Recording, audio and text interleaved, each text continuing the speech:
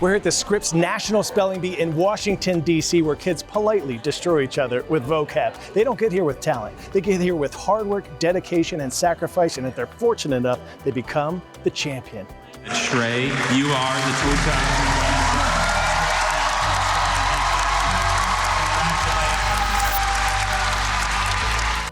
What was going through your mind when you were lifting that trophy above your head? You know, I was just so relieved and excited, to be honest. It was just such an amazing moment for me. I was just so happy. How are you gonna celebrate? Not sleep tonight. Yes, let's go. And here is our youngster. Hello again, Zach. They spelled their way through some of the toughest words in the English language with focus, confidence, and composure far beyond their years. Right, next up we got... It all started with 247 competitors on Tuesday. The youngest, just 9 years old. The age limit to compete, 15. Spellers representing all 50 states plus 13 international competitors, all chasing the same dream. Hi.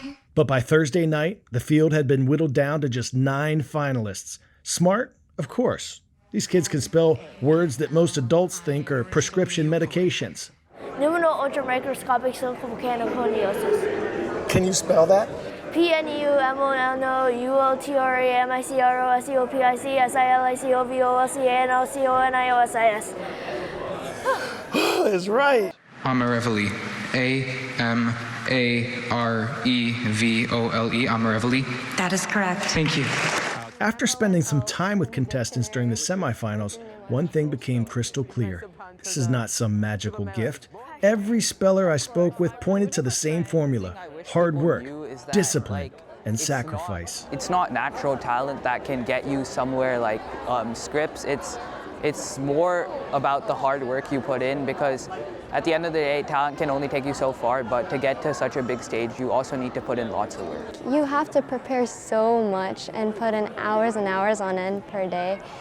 And you have to make a lot of sacrifices, but it's all worth it in the end because your hard work will pay off.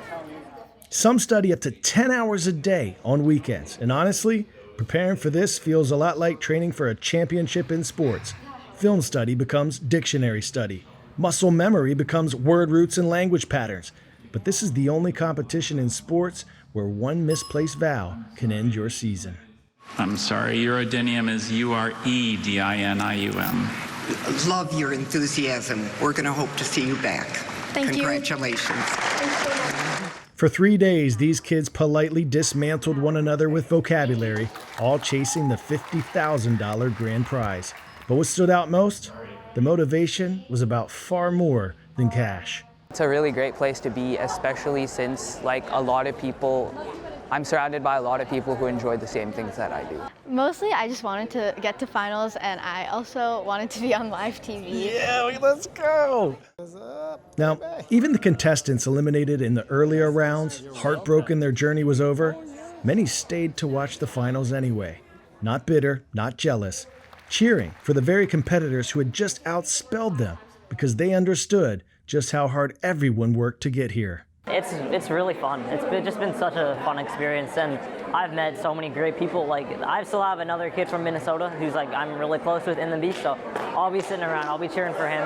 I prepared so much, and so did they, so we might as well cheer them on for still going.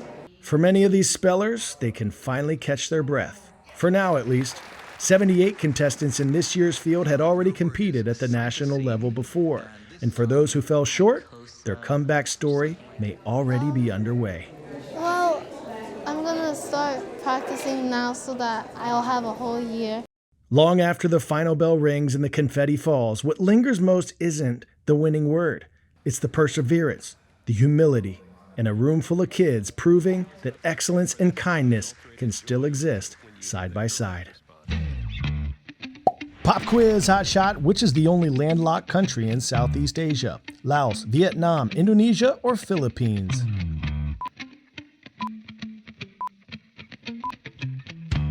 If you said Laos, I congratulate you. Despite being the only country in the region to be completely surrounded by land, the Mekong River, during its monsoon season, can grow to be about 9 miles wide, creating an archipelago known as the 4,000 Islands. There's a new plan now in place for how to rescue the men who have been trapped for a week and have been found alive deep in a cave in Southeast Asia. Video shows rescue divers reaching the group in Laos for a second time, bringing them supplies like headlamps and food. And the villagers then sent back messages to their families that they're okay. The journey to get to them is super tough and super dangerous in and of itself. Teams are using cables to pull themselves through the narrow tunnels, some of them less than 2 feet wide. And the men, they're about 850 feet deep into the cave. Now, part of the plan is to pump water out of the cave, and if successful, they're hoping the men can finally exit without needing to dive themselves. Crews are still searching for 2 more of their group who are missing. As an Ebola outbreak in the Democratic Republic of Congo continues to grow, the U.S. government is saying that it's focused on keeping the disease out of the U.S.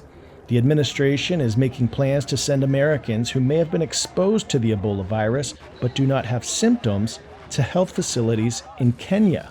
Officials say the state-of-the-art facility is designed for Americans who would need to quickly get out of the DRC and quarantine without the risks of a lengthy transport back to the U.S.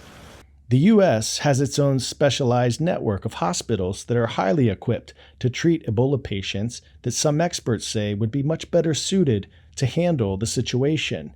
Critics warn the plan could be unethical and illegal.